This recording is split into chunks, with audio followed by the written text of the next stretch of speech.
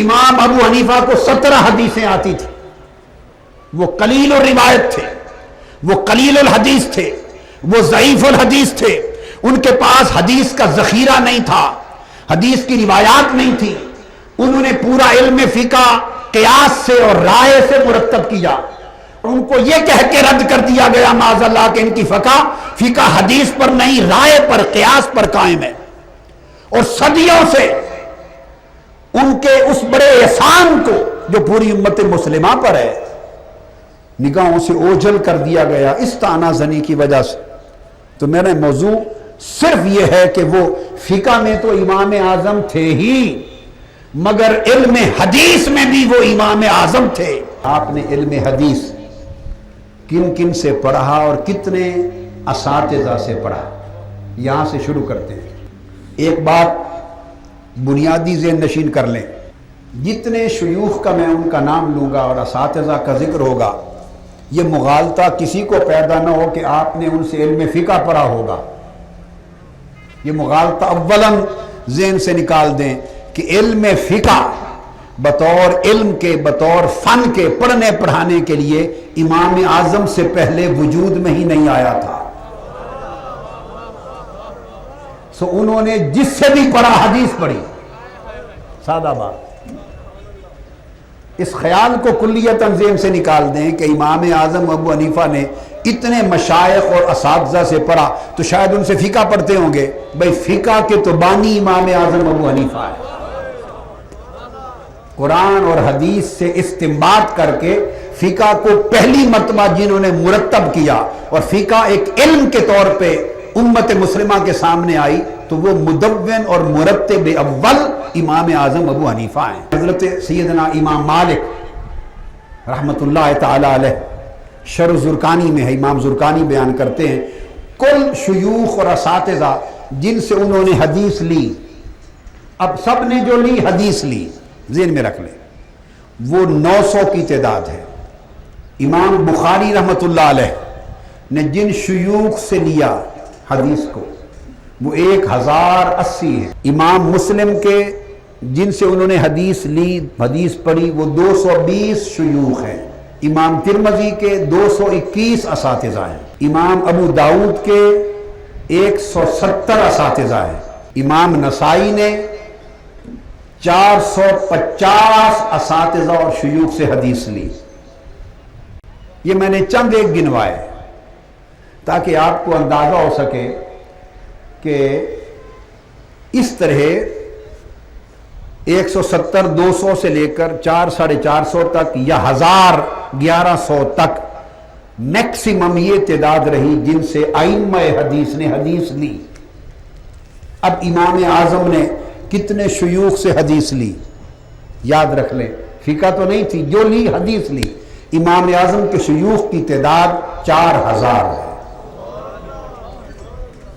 آپ کے شیوخ کی تعداد 4000 ہے، اور ان میں سب سے پہلے جو طبقہ آپ کے اساتذہ ہے کہ سب سے پہلا طبقہ جس میں ائمہ فقہ میں سے اور ائمہ حدیث میں کوئی بھی آپ کا شریک نہیں ہے اور آپ منفرد اور ممتاز ہیں، وہ یہ کہ سب سے پہلا طبقہ آپ کے اساتذہ کا خود صحابہ کرام ہیں، اور آپ واحد امام ہیں جو تابعی ہیں۔ آپ کے علاوہ امام مالک سمیت ائمہ حدیث اور ائمہ فقہ میں سے کوئی امام بھی تابعی نہیں ہے۔ صحابہ کرام جن کی آپ نے زیارت کی اس پر 5 قول ہیں جو میں نے تحقیق کر کے نکالے کل کتابوں سے کھنگال لینے کے بعد۔ ایک قول یہ ہے کہ امام اعظم نے 6 صحابہ کی زیارت کی، 5 صحابہ کرام تھے اور 1 صحابیہ تھی۔ دوسرا قول ہے کہ آپ نے 7 اصحاب رسول کی زیارت کی جس میں 6 مرد صحابہ اور 1 خاتون صحابیہ۔ تیسرا قول ہے کہ آپ نے 8 صحابہ کی زیارت کی، 7 صحابہ کرام تھے اور 8ویں صحابیہ۔ چوتھا قول ہے کہ آپ نے 16 صحابہ کی زیارت کی، اسی طرح 16 صحابہ میں 15 صحابہ اور 1 صحابیہ۔ یہ چونکہ بڑا قول ہے 7 صحابہ تک کا جو ذکر ہے یہ تو امام جلال الدین سیوطی رحمۃ اللہ تعالی علیہ اور دیگر ائمہ نے بہت کثرت کے ساتھ اس کو بیان کیا، تبییض الصحیفہ سمیت دیگر کتب میں۔ اور 16 صحابہ کی زیارت کرنے کا قول اس کو امام ابن حجر المکی الشافعی الخیرات الحسان میں روایت کرتے ہیں کہ 16 صحابہ کی زیارت کی۔ اور ایک قول ہے جسے محدث سندھی امام محمد ہاشم المحدث السندھی نے اتحاف الاکابر میں روایت کیا، وہ فرماتے ہیں 21 صحابہ کی زیارت کرنا ثابت ہے۔ اس پر صحابہ ائمہ حدیث کا اتفاق ہے کہ امام اعظم ابو حنیفہ نے صحابہ کرام کی زیارت کی، آپ تابعی ہیں، اس پر اختلاف نہیں ہے۔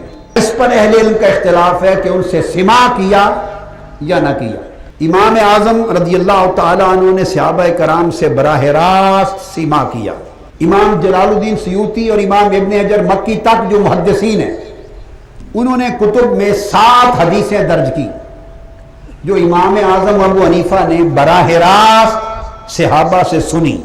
امام اعظم ابو حنیفہ اور حضور صلی اللہ علیہ وسلم کے درمیان صرف ایک واسطہ رہ گئے، صرف ایک واسطہ۔